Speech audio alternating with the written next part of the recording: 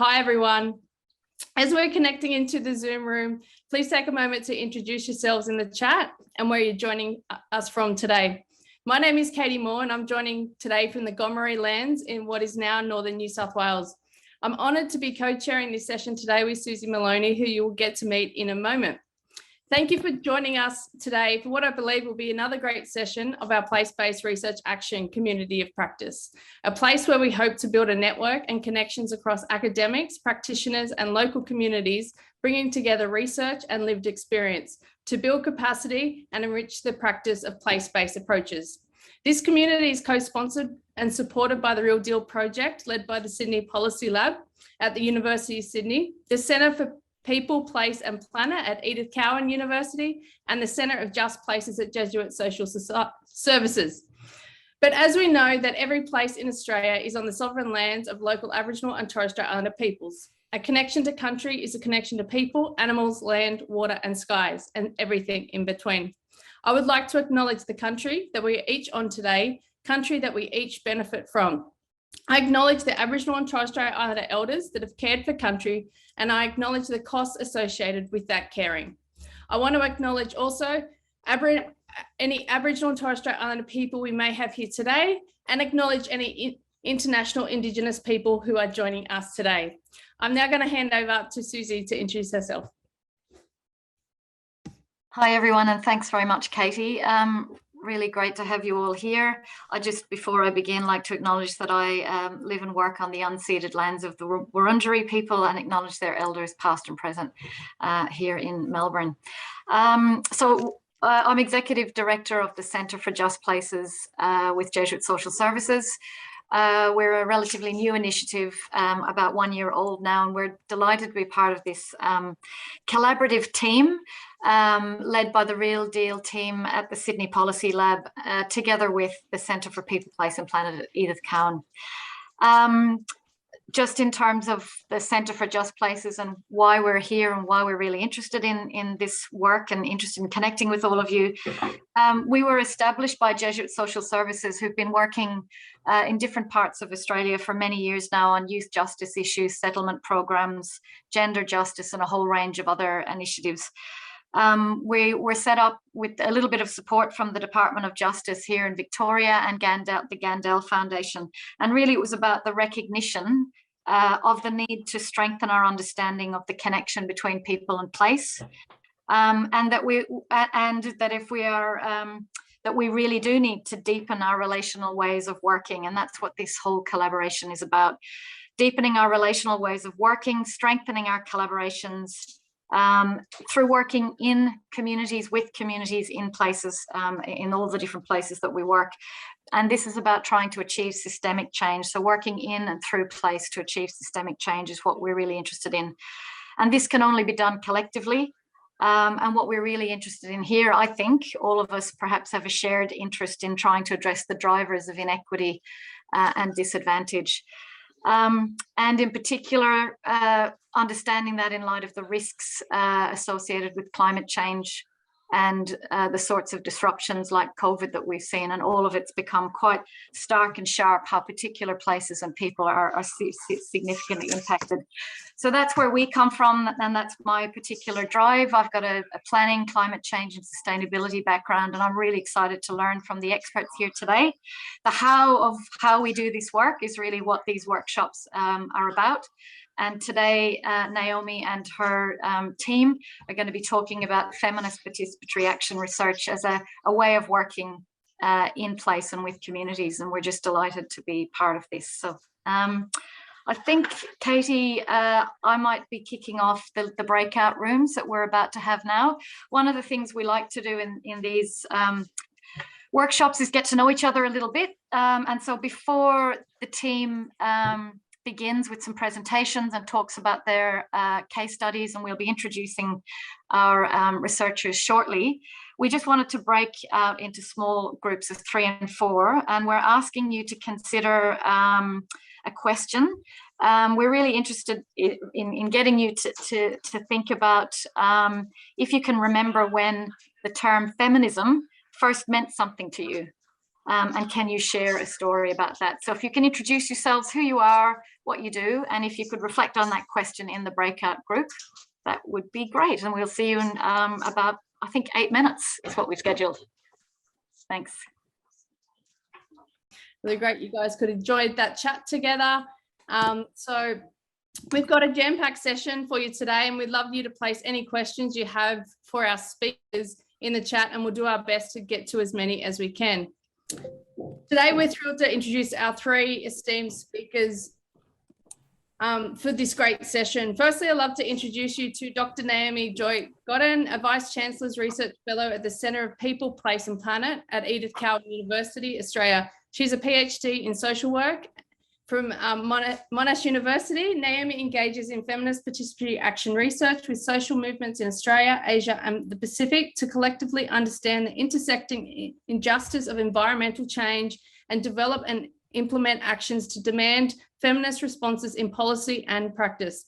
Naomi has 20 years of experience in community development and eco-feminist research and activism with grassroots community organisations, local government, international development agencies, universities, and the United Nations. She currently facilitates a range of FPAR projects in such areas as youth climate activism in the Pacific, Indigenous women's human rights movements in Australia, and just transitions processes and water governance in the Mekong region. And Susie's going to introduce Trimita. Thanks, Katie. I'd like to introduce Trimita Chakma. She's a feminist activist and researcher with over a decade's experience in campaigning for women's human rights. She has worked with hundreds of grassroots activists across 22 countries in the Asia Pacific, building their capacity in using FPAR to influence local, national and international policies and practices on the issues of gender justice and climate justice. Her research interest includes FPAR as a decolonial methodology, the politics of climate justice and feminist economics. She's currently undertaking a master's in Asian women's studies at Ewha Women's University in South Korea. So we're delighted to have Trimita with us today. Thanks. And lastly, but not least, Kavita Naidu is an international human rights lawyer from Fiji, Australia, specialising in climate justice, gender and security. She works with grassroots women in all their diversity from Asia and the Pacific to build a feminist climate justice movement. Currently, Kavita is working as a consultant to deliver training in Feminist Participatory Action Research, FPAR, in Fiji and Kiribati with Edith Cowan University and Plan International Australia. And in the Mekong region with Oxfam Australia. Kavita has published and presented widely on gendered impacts of climate crisis, movement building, development justice, and COVID-19 recovery. Kavita is a non-executive director at Greenpeace Australia Pacific. She also represents the Women and Gender constituency at UNFCCC. Very glad to have all our speakers here, and we will hand over and leave you in their amazing hands. Thank you. Thank you, Katie, and thanks everyone for having us today. We're really excited to be here. In the spirit of feminist participatory action research, we're going to begin with a collective participatory activity. Rather than us beginning by telling you what FPAR is, we want to co-create a collective understanding of this concept. So we're going to do a Padlet exercise, and we're just going to put that link up in the chat. What we'd like you to do is to enter on the chat. You can see the link to the Padlet. And what we'd like you to do, I might share the screen, my screen, so I can show you what we're thinking. Can you see the Padlet? Can someone just, yeah. What we'd like you to do is look at each of these words, feminist, participatory, action, and research, and click on the plus button and just give a one or two or couple of word statement about what you think each of these words mean. And this is about collectively starting to generate our understanding of FPAR. Trimita, Kavita and I have done this activity many times around the world, and it's a great way of kicking off the conversation. So if you can enter the Padlet and just start to think about what you think each of these concepts mean.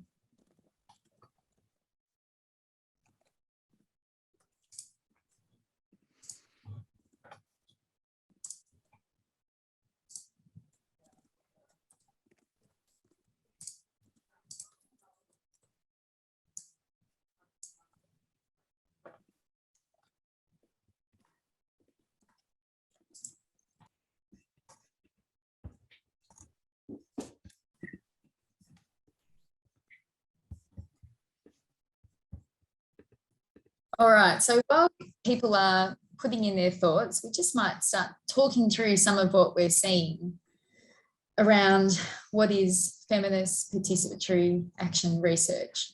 So in the feminist column, we're seeing comments around gender justice, around equality, being attuned to power relations, having an intersectional approach, around women's rights, dismantling, and we'll talk a bit more about that later, this critical questioning of power. It's around movements to end injustice, justice keeps coming through, equality, recognising the role of women in society, smashing the patriarchy. Very good, very much so. Okay, so that's, if we understand that that's like a lot of the values base that comes into FPAR.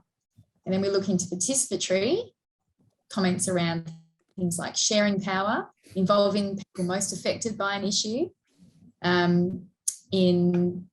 all stages of the project, capacity building, having inclusion, collaboration, where all voices are heard, diversity, shared decision-making. That's a really powerful part of FPAR. Working in a collective, decentralising power, being relational and coming together. Awesome. So if you shift over into action, thinking again, how does action fit into this FPAR idea? Creating change, acting upon the findings of our research, and that being participant-led, having impact, being transformative, having cycles of reflection and action, making a difference, movements in the doing, taking practical steps. Again, this notion of collective, working side by side and not being passive. Great. And then research, this idea around knowledge creation and facilitation, new knowledges, new perspectives, asking these questions of why, what, and how, answering questions to meet the needs of community or various communities, shared learning, deep listening, creating data for policymakers, meaning making, storytelling and advocacy, meaningful scholarship, privileging lived experience, and empowering ourselves by informing ourselves. I like this, a conduit for amplifying collective experiences and voices. Awesome. So we've just very quickly, well, pretty much defined FPAR.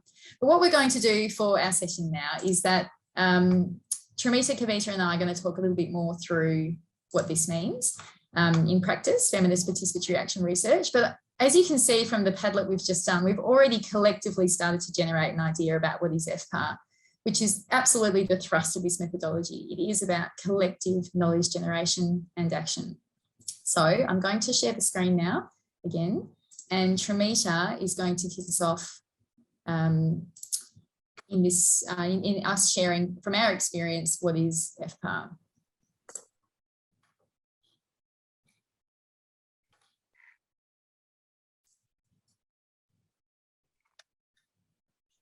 Is that working for everyone? You got that, Trim? We can see it. Yes, thank you. Great.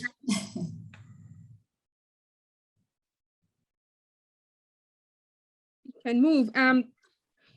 So in the first section, we're going to touch base on the theory of FPAR very quickly, although I think the people in this room are very knowledgeable already, and you have almost theorized what it is. So feminist participatory action research, or in short, FPAR, it's a methodological paradigm that integrates feminist perspectives and processes into the participatory action research framework, or PAR. Right? So PAR has been around for a while, and it can be traced back to the aftermath of World War II in late 40s, and a lot of rich literature on PAR was developed in the in the 70s and 80s, particularly in Latin America. So PAR is a method of critical pedagogy, right, to empower oppressed groups so they can participate in social investigation and action to challenge structures and relationships. So feminism and PAR have affinity because I know they have the common goal of challenging entrenched, unjust power relations. But feminists have been critiqued PAR because, in practice, PAR has been ignoring patriarchal structures that limit women's participation in social processes. So therefore, when we add the F to the PAR, FPAR, we integrate feminist notions of intersectionality, critical reflexivity, and social change and social justice. So it is centered around women's lived experiences. So if we move on, the FPAR process intends to shift power of knowledge production from academic researchers, from formal spaces to communities. So sharing power is integral and central to the FPAR process. So FPAR emphasizes collaboration, inclusion, and solidarity. And many of you mentioned that in the Padlet. And FPAR also uses a democratic approach to research decision-making, beginning from research design to data collection to analysis to dissemination, right? And considers research participants as co-researchers or partners who jointly generate knowledge. So FPAR utilizes participatory and creative arts-based methods to generate evidence that are rooted in lived experiences of women. And this deliberate shift in power enables collective ownership of knowledge and action. So Naomi will talk a bit more on the methods, but for us, feminist activism is integral to FPAR, and it is embedded throughout the FPAR process, right? So it's research done for activism, not for the sake of just doing research. So research is just one component of it. And so social change happens through empowering the co-researchers and dissemination of knowledge generated through the process that can influence action of others. And therefore comes, engaging policymakers.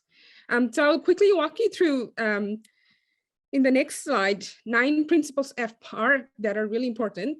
And I think these would be the key dimensions that can capture the theory quite well. And we attribute this work to Asia Pacific Forum on Women, Law and Development, who came up with this nice wheel, right? You can see it's a puzzle and the principles are tied to each other. So their first one is the purpose of FPAR is structural change.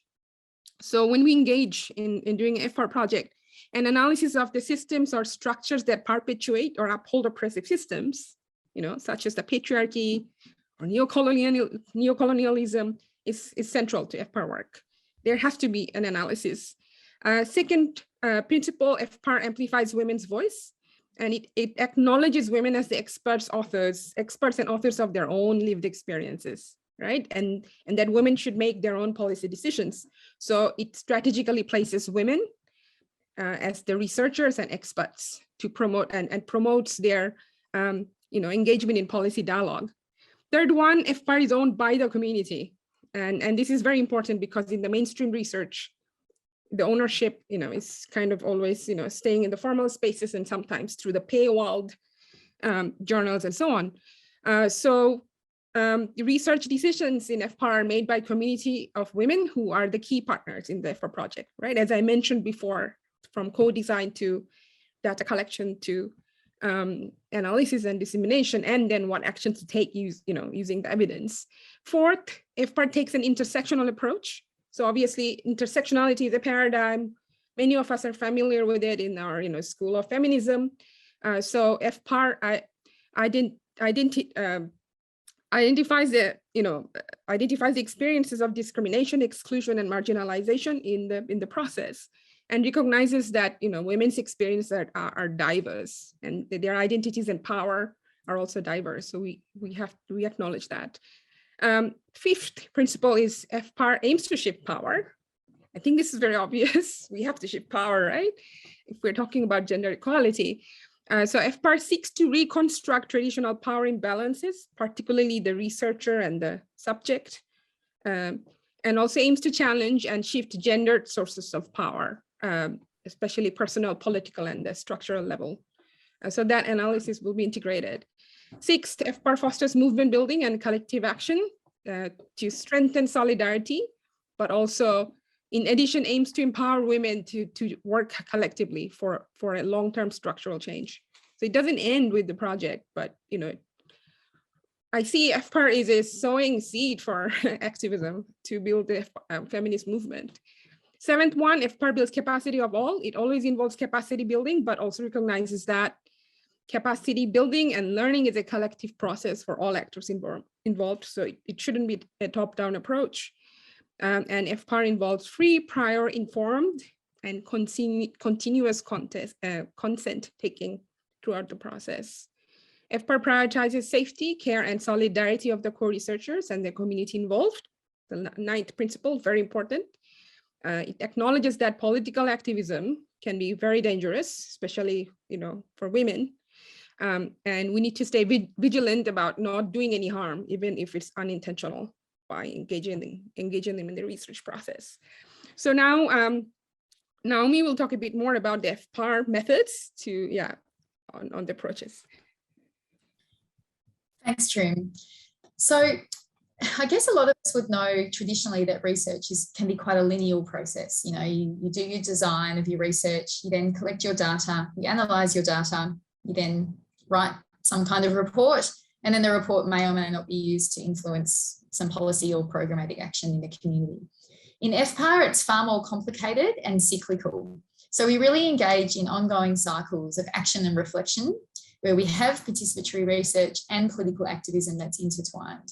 So very simply, FPAR goes through these ongoing cycles of planning, reflecting, reflecting, oh my God, planning, acting, observing, and reflecting. So, a collective will plan what they're going to do. They'll then take that action, whether that's around the research side or the activism side. They'll then observe their experiences of that and what they're finding coming through, and then reflect on what was effective, what was not, and how we can change our action in the future to have greater impact in our communities. And this process is ongoing and continuous. So we continue to go through this planning, acting, observing, and reflecting. And what that really means is that FPAR can be a very long process.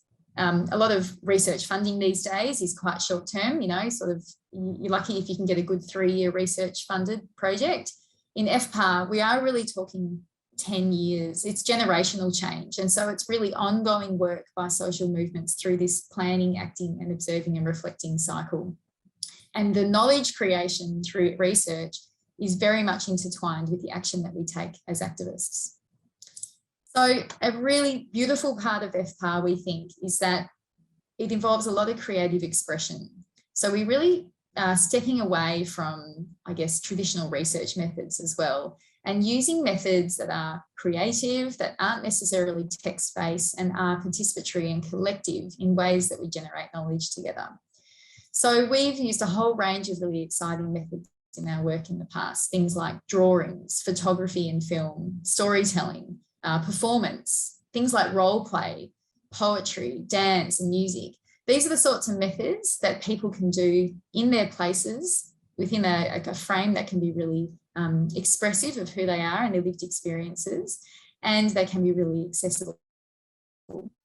And I guess what this enables us is that by using participatory methods like this, co-researchers, so not participants, but co-researchers, where people are generating knowledge together, are building their skills and their knowledge and this collective ownership of the research.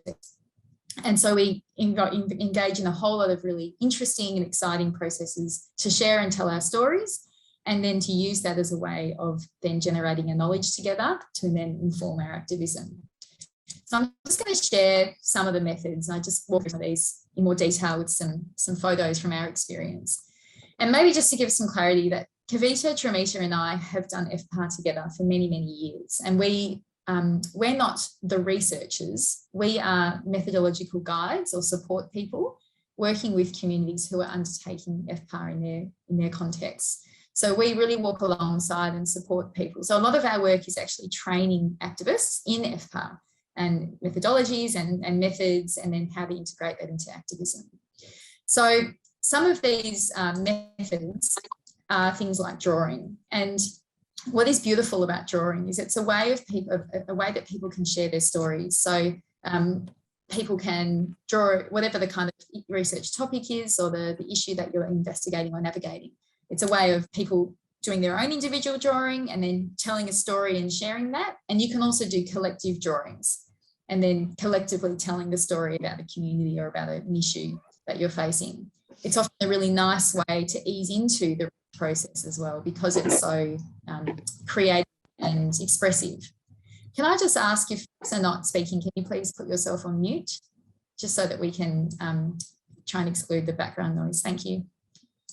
Another method that we've used in the past is problem tree analysis. So this is when you can see this can be used in multiple different languages, or again, you can use drawings within the tree. And the tree enables us to collectively look at an issue we're experiencing in the community. So you draw this big tree, you then write what are the root causes of the problem in the roots of the tree. You then look at how the problem is experienced and what's happening around the problem through the trunk, so like the process of the problem. And then the leaves and the branches are around the effects of the problem, or how that manifests in the community. And again, this is just, you know, these are tools that you can use in communities collectively to try and understand how a community is experiencing a particular issue. Something that I think is really helpful in thinking about methods in FPAR is that we always really like to encourage methods to be done on the ground, because what that does is everybody needs to be at the same level. And so it actually brings people to a same place where we're kind of stripping out some of those hierarchies, because the people who are standing are actually the furthest away from the data. And we always make sure that everybody has a pen, because that means that everybody has the power to participate and it's not being filtered through one particular voice or perspective. The daily activity clock is another really gorgeous method that we've used in the past, particularly when looking at women's work and how their work is distributed across a day. You can get some quite amazing gendered analysis through the daily activity clock. So this is looking at, this was in one project with migrant workers where they each drew a clock and they were able to step out how their days were spent across the 24 hours of the day.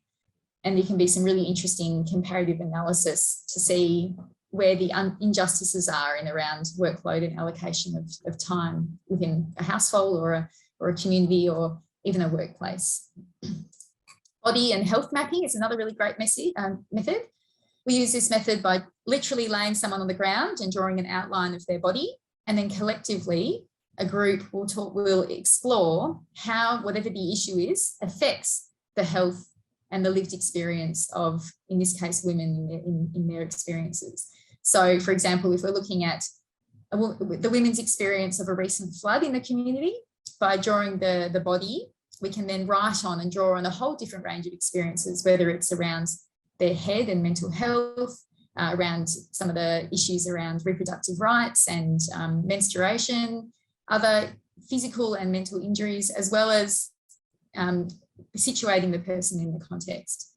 So we can see how these methods are really participatory, but also just really fun. People really enjoy them, and a lot of kind of story comes out through this.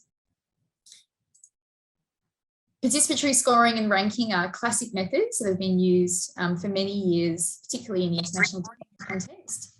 And this is where you can use things like pebbles or shells and stones for people to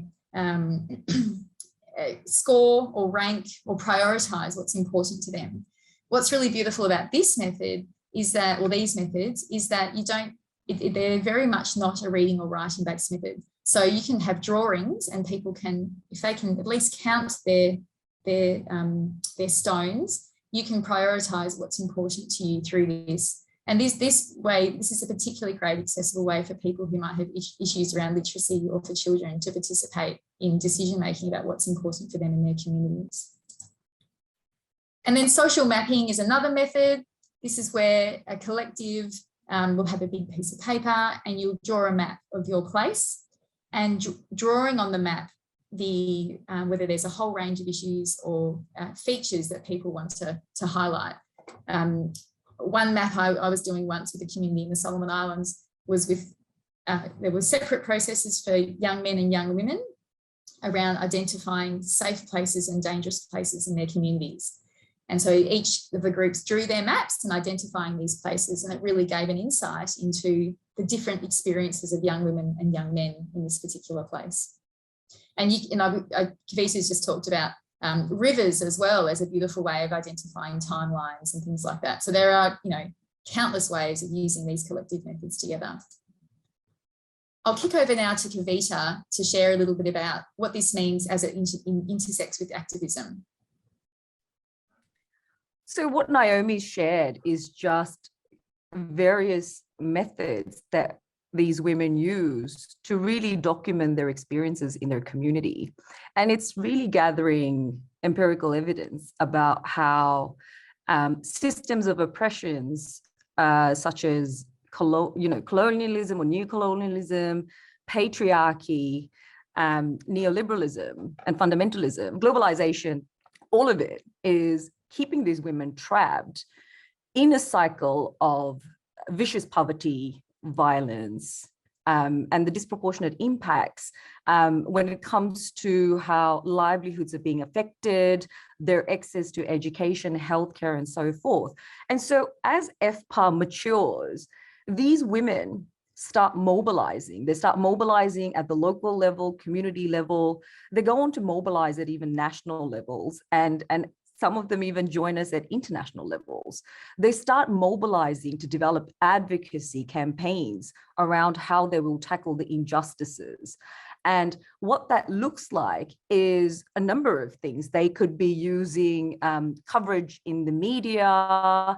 They could be going onto TVs and sharing about, what they've found are the injustices and what they're asking for.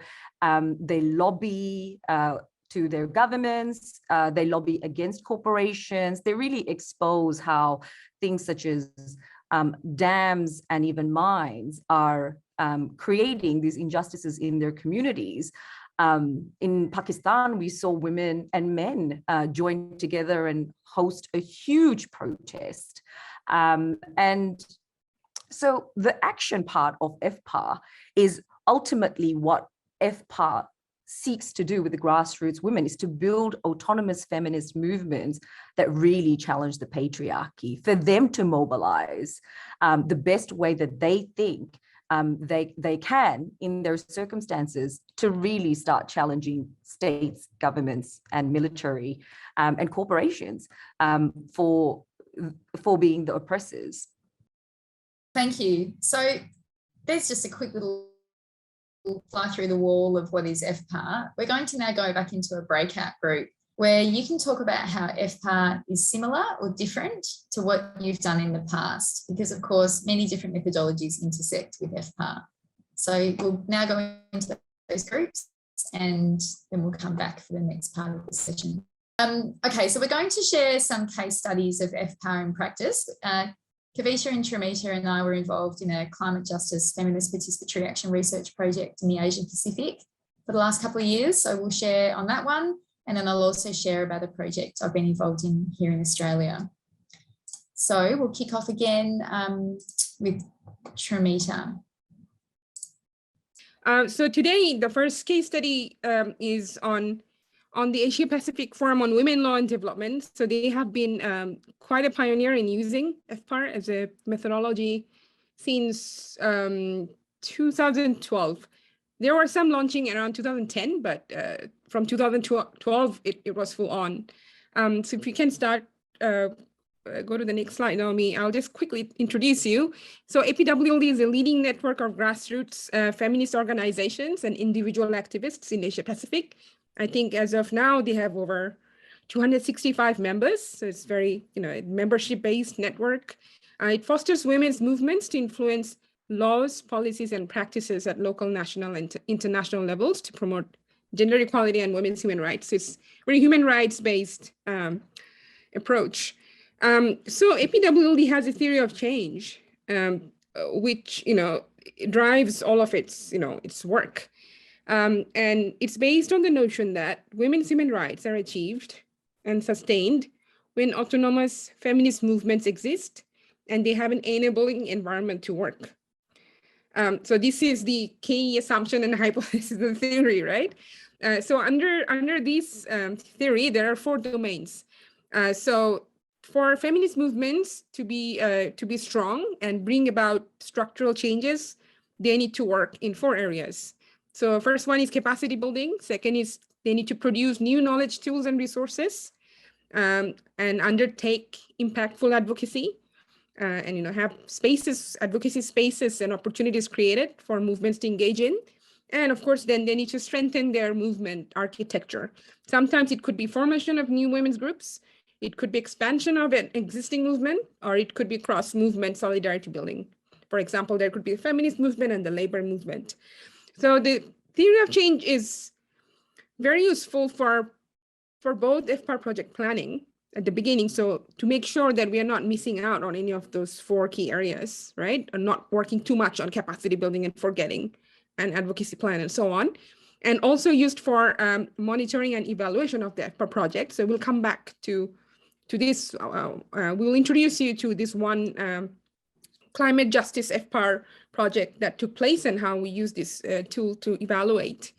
So there are 12 stages of the APWLD, this FPAR model. So I'll just highlight, I don't have time to go through each step, so I'll just highlight some quick. So in the first, there's open call for applications and there's selection. And in this case, there were 9 partner organizations selected. And in the second space, there's a local research team formed with 1 young woman researcher and a mentor. So the young woman researcher is usually a paid, it's a paid position throughout the 2-year process. And it acknowledges that a lot of the grassroots feminist organizations are under-resourced. So having this one dedicated human resource is really helpful in facilitating the FPAR. There are 3 trainings that take place throughout the 2-year process. The first one happens right after the research team is formed, and it's on feminist theory and politics and having an analytical framework to understand systemic injustices, that is, perpetuating the violation of women's human rights, and introducing them to some research and organizing tools. And after that, the research teams have to go back to the community and they do a consultation to co-design the research process. And there is a research design document created together.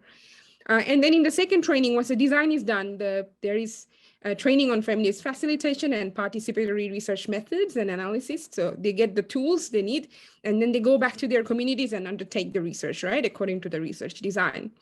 And they come back to the third training with all the evidence generated.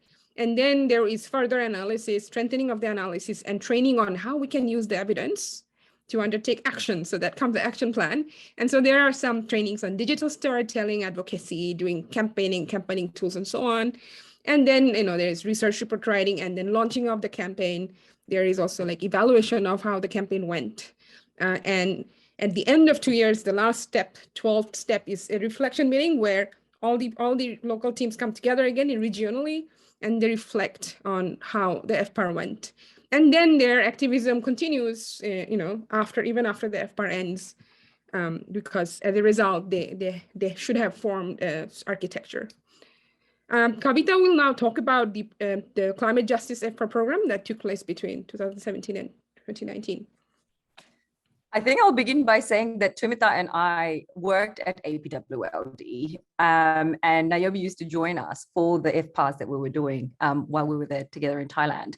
So this FPAR, which ran for almost 3 years, and it's still ongoing, the theme for this FPAR was on loss and damage, and so how displacement and migration is also being caused through climate impacts that are leading to loss and damage. And so we worked across 9 countries in Asia. We worked in India, Sri Lanka, Bangladesh, Pakistan, Myanmar, Cambodia, Thailand, Vietnam. And across the region, the women documented what the impacts of climate change were to their livelihoods. And there were very common things, injustices that these women were experiencing, primarily the increasing floods, landslides, cyclones, rising sea levels, erratic rainfall, droughts, intensifying heat, is creating havoc across their land and water resources. And so these women's food sources and their water sources have started diminishing, which means their care burdens have increased. They need to travel longer to find food, for water. They have to work longer in their small-scale farms or fishing activities, simply because there's just not enough biodiversity that's now being left because of the environment degradation that is happening through climate impacts. And this also exposes the women to insecurities and risks. So they're facing higher levels of violence in their communities. And I think we need to also understand, and I'm sure most of you do, the existing circumstances of these women in these rural, remote, and very poor regions of these countries were already quite dire. You know, the systems of patriarchy is really entrenched. You know, there's religious conservatism, women's economic autonomy is severely limited. They do not have access to information, much less education. And so with the increasing climate impacts, you know, resulting in their food and water sources being diminished, in fact, also non-economic losses. So in terms of their connection to their culture, their sacred sites, you know, when a dam was built in Cambodia, it flooded their village. And so there was this whole resistance about the forced displacement by this community. Similarly, in Pakistan, you know, the corporations came and overtook all these arable land, and there was massive deforestation that led to a lot of flooding. And so the women mobilized to, you know, really demand that the deforestation be stopped and that the corporations are actually held accountable. And my time's up, so I'm going to move it to Trim. Sorry, so if you remember the theory of change, there are the 4 domains, which is given as a tool to the women so they can plan their actions around them. So we evaluated this program and we, you know, along the 4 domains, and we found over 1,000 grassroots women gained knowledge on their human rights and climate crisis, environmental and climate justice, patriarchy, and development justice. This is really important, the educational part. And new knowledge, skills, and confidence in climate justice movement was developed, and, you know, people, women reported they really developed confidence in public speaking and campaigning using the participatory research methods. For the knowledge, tools, and resources, they used all sorts of you know, creative methods. This one is in Sri Lanka. You can see they're using stones for the participatory ranking. So they use focus group discussions, was very common, and it's one of the most, you know, effective methods. People use interviews, workshops, social mapping, storytelling, power mapping. And there was also another tool called critical pathway, which is used for campaign planning. Teams produced reports and publications documenting women's experiences of gendered and climate injustices. All of the 9 teams created reports. And some of those we actually were able to bring to the CoP for, you know, to bring their voices to the negotiations. The different forms of reports are also used, which is a very beautiful part of FPAR, which is not just a boring piece of really, you know, dry report. So there were street theaters, posters, paintings, billboards, all sorts of creative reporting process.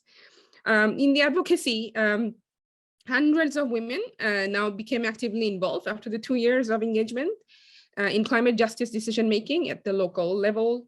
For example, they would negotiate, you know, gender budgeting, communities, and also in other climate-related projects. It also, you know, we learned that it's not only climate change that it has a negative impact on women, but also the climate policies that have, you know, that exacerbate those marginalization of women, very bad development policies. So they became more involved in designing and negotiating development projects. And there were advocacy with local community leaders, local government, members of parliament, ministers, all sorts of actors that they previously did not engage with. They wrote letters, they lobbied, there was petitions, and lots of training and workshops were delivered. 50 new feminist groups were formed, networks and alliances for climate justice. There was a forest user women's group, women's weaving groups, regional feminist networks that came out of this regional, and there were 9 partners from 9 different countries or 8 countries. So they also worked, supported each other. And they also undertook some frontline action. So we had a global strike for women campaign that was a global campaign that we launched in 2020, and APWLD was, leading it. And you can see from this picture, these are indigenous women from Nepal. They took part, and you can see both Naomi and I have this, the material we produced for that campaign at the time. New women-led government advisory groups were also formed. Like in Nepal, they have a natural resource management committee. So government would directly consult with the women.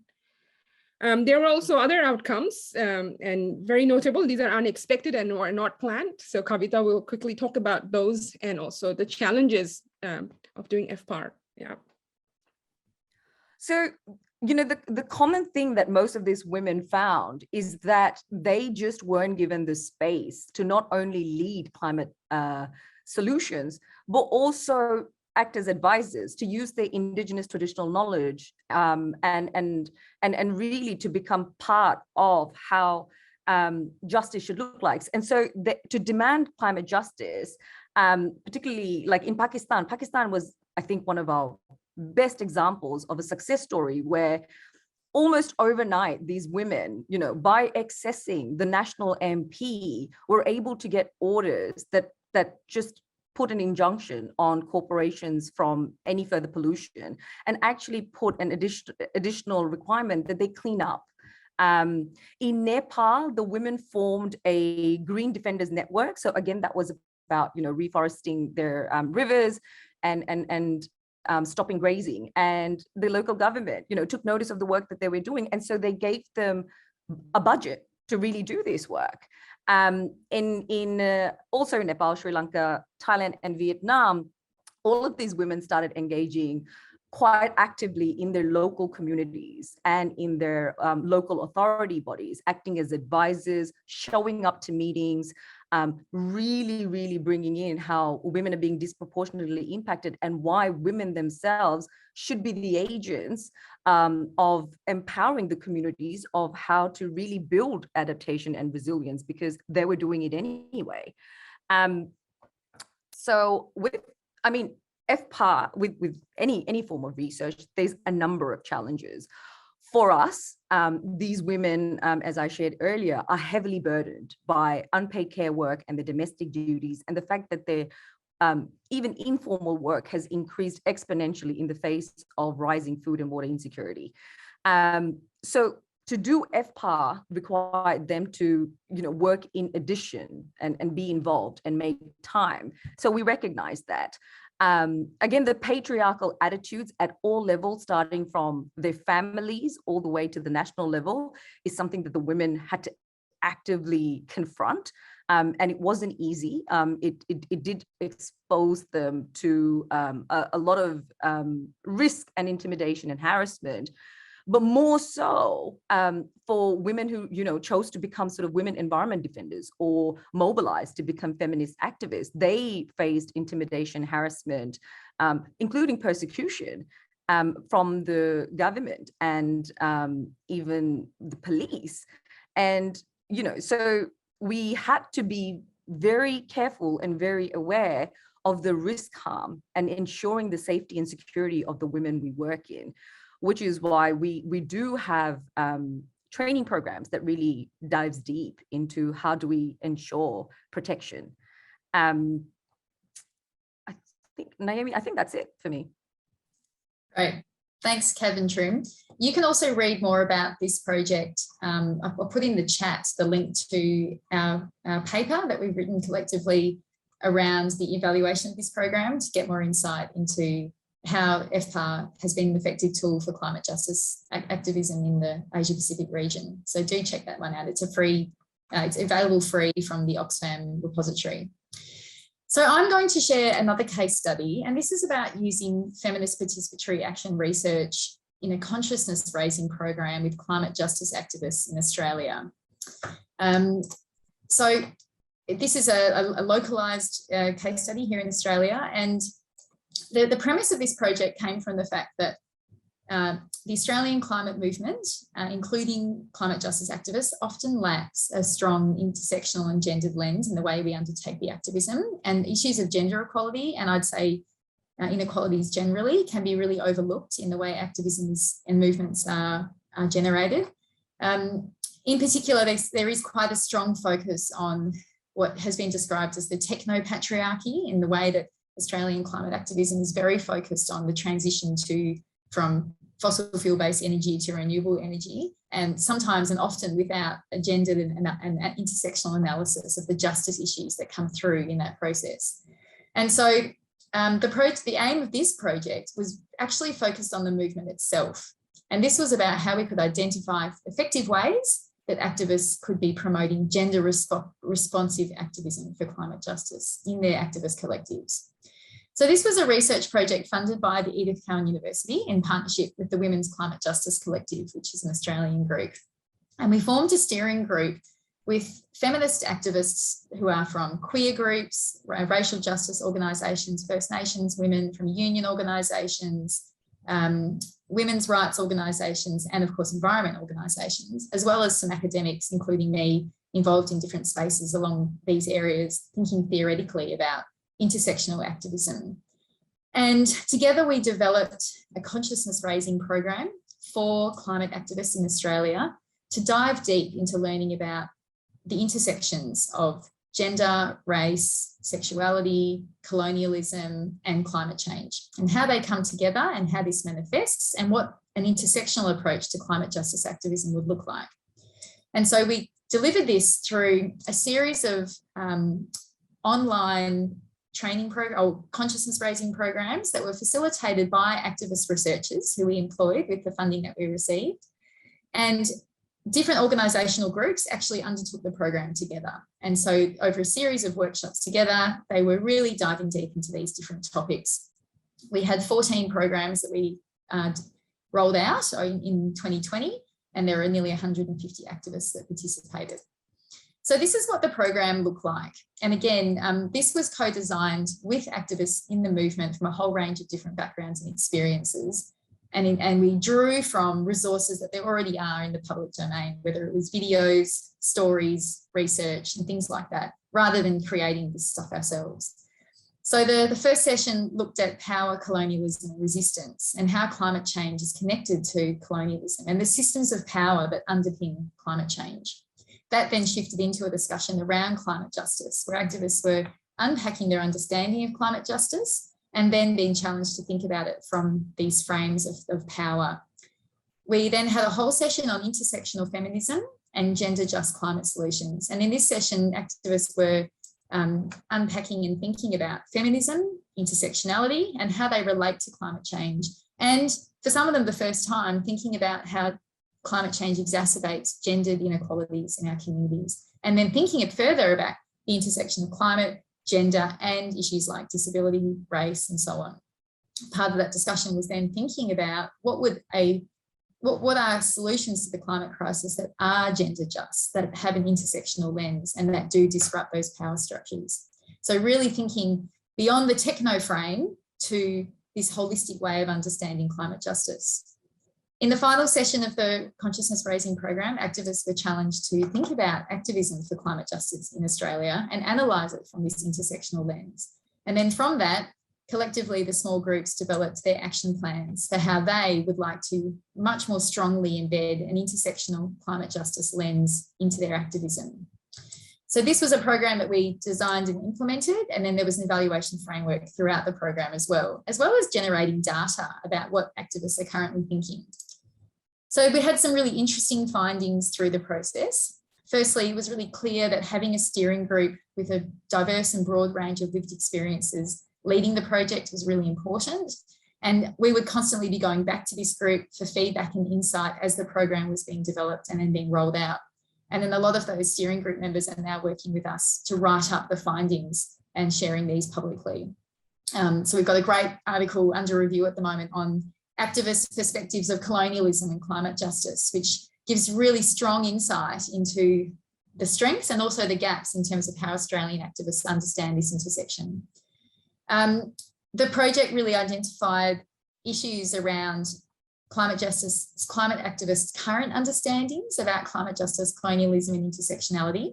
So it came through that there's I think a lot of really positive intention and a desire to learn around this space, but also some of the, perspectives that came through around climate justice we would identify as quite naive and shallow, and, really kind of thinking deeply about this intersection of colonialism and climate change in particular. A lot of work is needed in the movement to really understand what it means to be championing climate action from a lens that's decolonial. So this gives us really helpful insight into where the movement is at the moment. And further, around intersectionality, a lot of the activists that participated didn't really understand that concept and what that means in practice. And so again, the program both highlighted those gaps, but also supported them to understand how that could be integrated into practice. The program also, we found that we had to do this online because of COVID. So you can imagine, you know, we're just about to start at the beginning of 2020. COVID then erupts in Australia and everything goes online. And what was going to be a really kind of beautiful face-to-face relational processes of consciousness raising then had to happen online. So we used a range of different tools that facilitated that, using things like Google Drawing, Google Slides, Mentimeter, group discussions, a whole range of different online tools, which actually were quite effective and were quite accessible. So we were really pleased that it was able to be effective that way. And then thinking about the impacts of this program, which is, of course, you know, ultimately what we're trying to deliver, because it was so action-oriented, it was not just about people having, you know, increasing their consciousness around the issue, but then actually being committed to taking action around really embedding an intersectional lens into their climate activism. And so the participants did develop these action plans. And I'm just going to share some of the actions that they came up with, which I guess both highlight where the movement's currently at and the sort of the work that's needed, but also gives really helpful insight into what they would like to be doing, these activists, and how they see themselves as taking action within their collectives. So, you know, everything from around, for example, solidarity, like the participants really, it was clear to them of how much work they needed to do around solidarity and building relationships and alliances with First Nations groups and lived experience groups, and not only engaging with them around climate, but supporting those movements with their campaigns.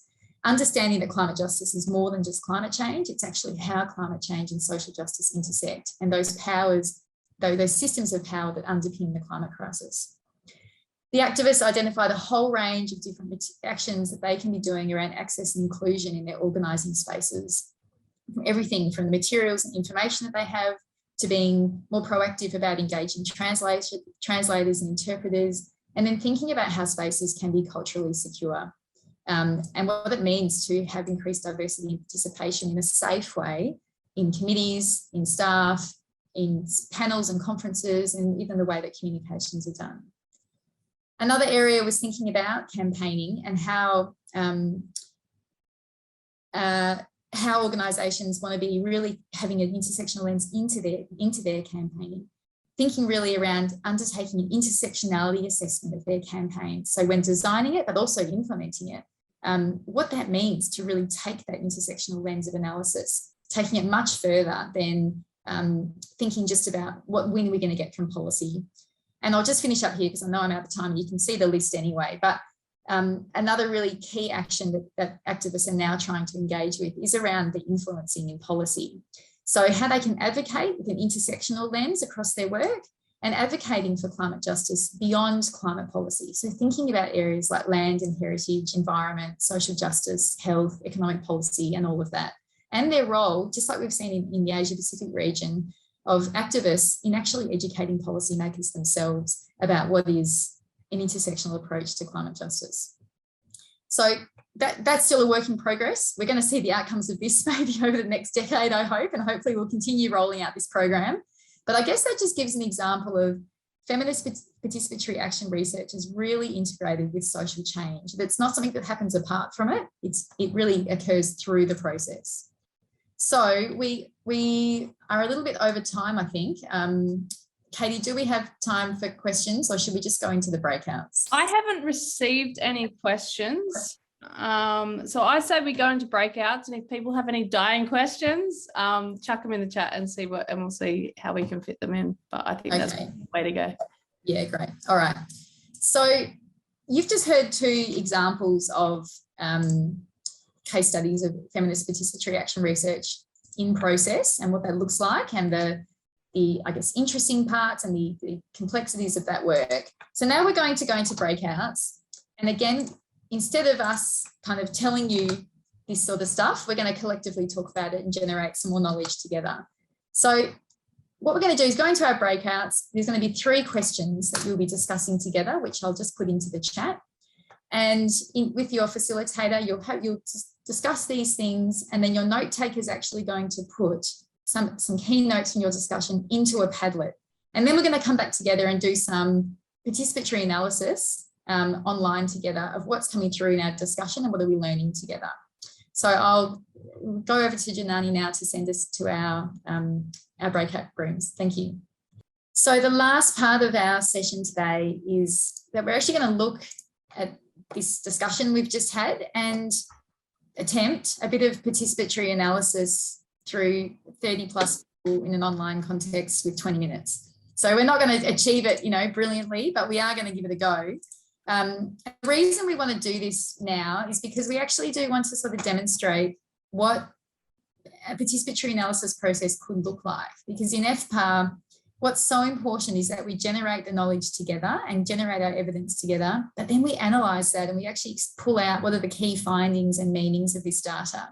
If we have a professional researcher who then takes away the data and does that, it actually kind of re-perpetuates this idea that knowledge is something that should be held and can only be generated by people in this expert space. And instead, this is about communities owning their own knowledge and being the experts on their lives. So normally we would do this in quite a long process in community. We'd literally lay out data on the ground. We'd be analysing and looking at it. We'd be pulling out the key themes and learnings and kind of what are the similarities and trends and some of the differences in opinion and all that sort of stuff.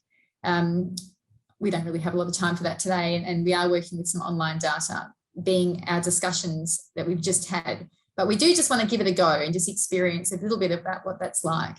So I'm going to just share the Padlet with us. Hopefully you can all see that. The Padlet. Can I just get... We did, and now it's gone back onto, yeah, there we go. Oh, I know. I'll do it again. Okay, can you see that now? Oh, that's the wrong one. No, that's the first one. Can you see it? Yeah, perfect. Yeah, great. Okay. So Trim, Cav and I are going to facilitate one question each, and we're not going to have a lot of time for this. But what we really want to do is just looking at this first question, what are the ethical considerations and risks of FPAR?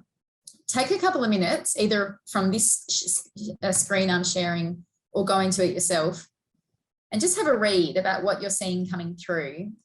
And then we want to ask you, can you tell us any trends you're seeing across the different groups' points? Are there any key emerging issues that seem to be quite common around them? And we just ask people to share what you're seeing and observing. So you may want to go into the Padlet yourself, if that's easier. I think the link is in the chat, or you can just look at it from the screen I'm sharing. So we'll just take a minute or so to read some of it, and then we'll start a bit of a discussion about what you're seeing.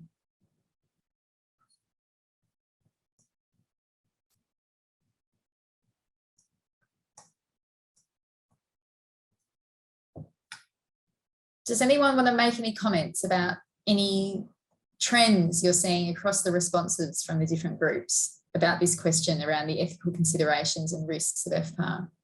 You can just turn off your mic and speak.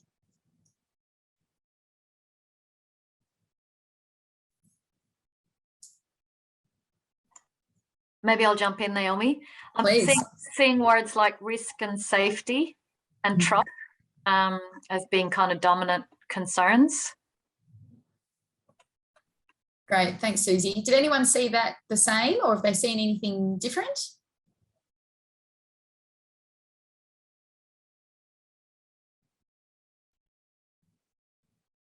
I'm just going to name something. What we are feeling right now, this sort of awkwardness and not quite sure whether to speak or not, is precisely what you experience in every FPAR process. It's a really good thing, because this is part of the collective work. It's hard thinking work, it's clumsy, it's awkward. It's not particularly kind of rapid or easy for us to navigate. So I'm okay with there being this silence, just naming it and saying it's okay. And we're not in any rush. Not really. Does anyone have anything else that they're seeing across people's comments in the groups? Comment in the chat, Naomi. Awesome, Madhu. So Madhu's saying that some of the two main themes she's seeing are the process of being extractive of the co-researchers and then how we replicating the power dynamics and hierarchies.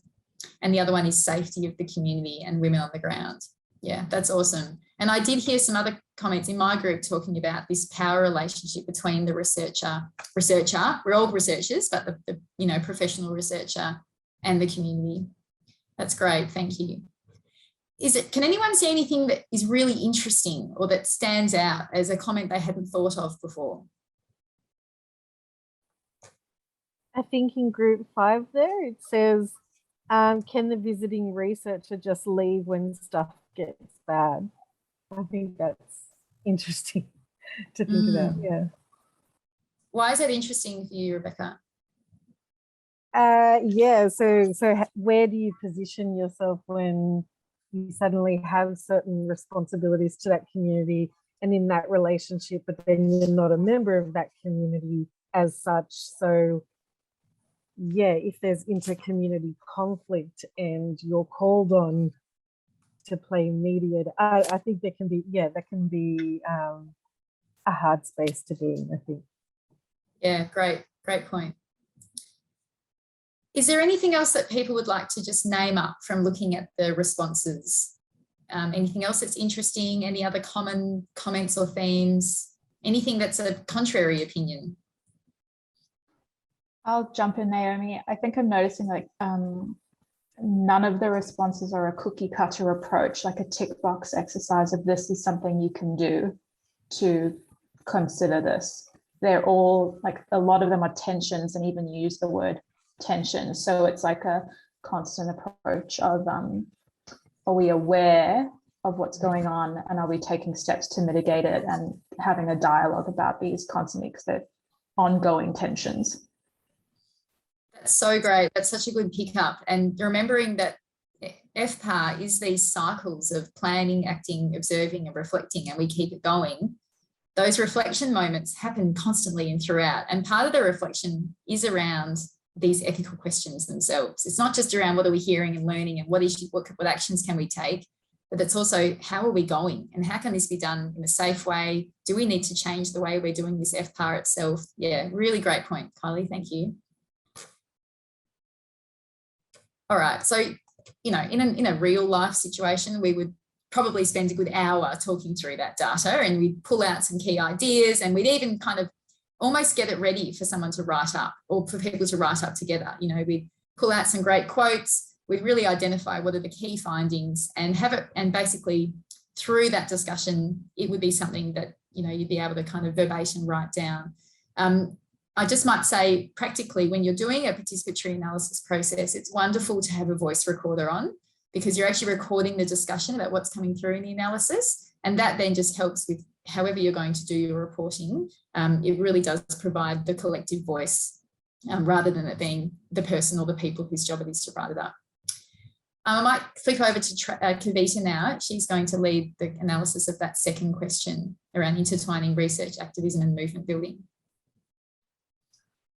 So very similar to exactly what Naomi asked, if you're able to just spend some time reading through the notes that have been shared, what do you think are, we'll just start off with, what do you think are some of the common themes? And I'm hoping, Naomi, you've been able to break the ice and people warm up, and feel free to jump in and start sharing your thoughts.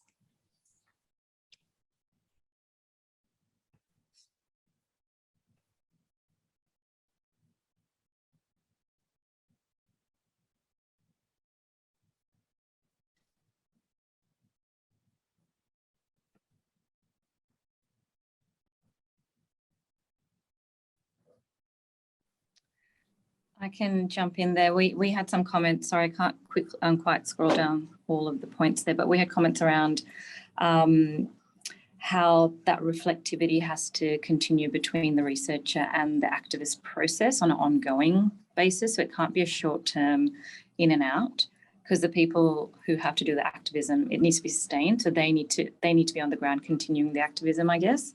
So it's sort of that slow research context. How do we reflect, update, and decide where the activism will happen? So that was some of the thoughts that came through. Yeah, thank you. That's a very powerful point, and something that we consciously do need to be aware of, particularly because we also have to understand that there's different ways that the learning is actually taken up by the diverse women in the community. Anybody else on some of the common themes or trends that you can see from the notes?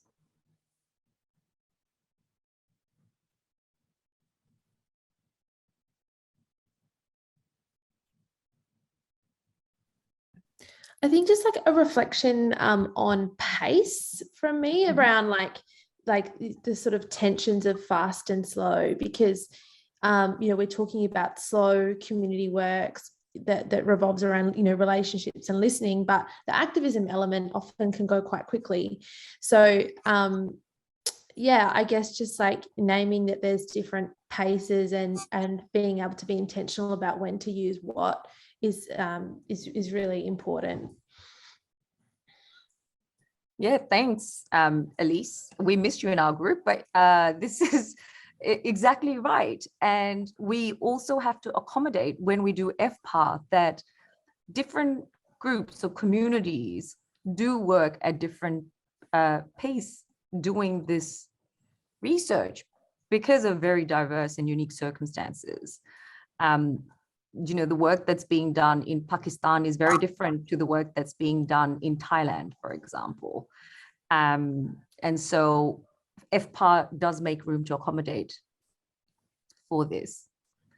What about some of the differences that you can see coming through these notes?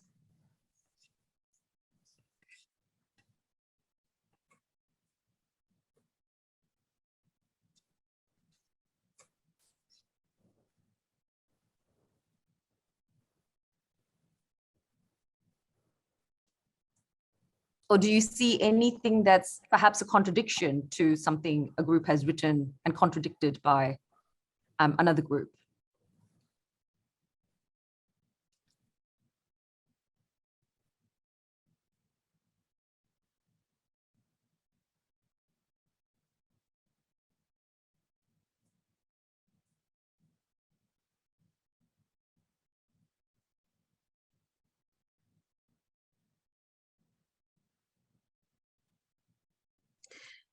So I don't know if it really responds to the differences or similarities, but I think we had a pretty interesting quick discussion in the group that we were in terms of how FPAR in its approach to intertwining academic, activist spaces and practitioners, etc. There would be diverse groups and diverse voices that come together in one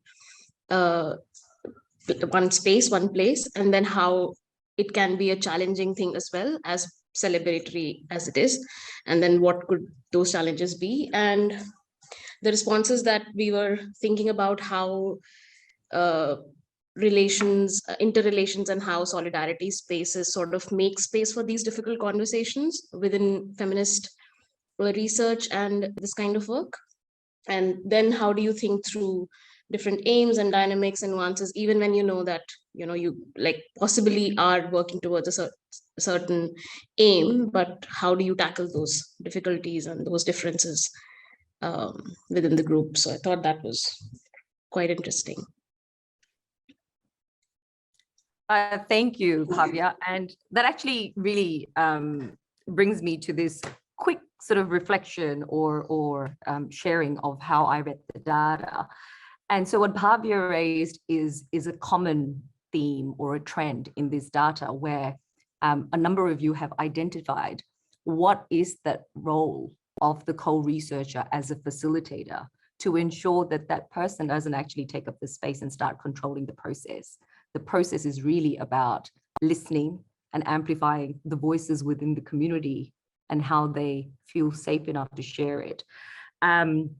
It's also about, you know, the community really owning that, and that's a common theme as well, owning the political agenda.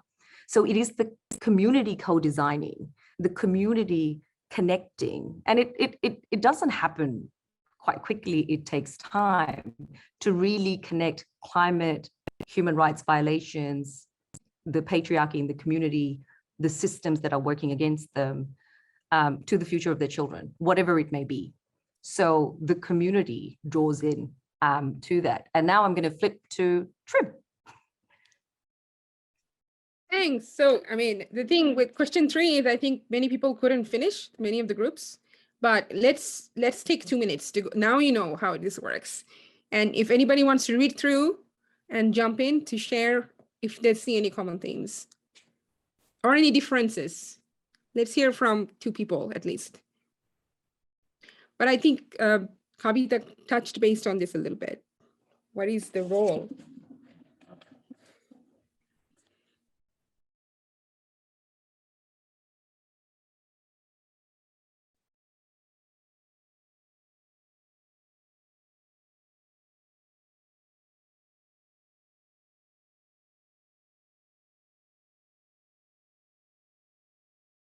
Anyone?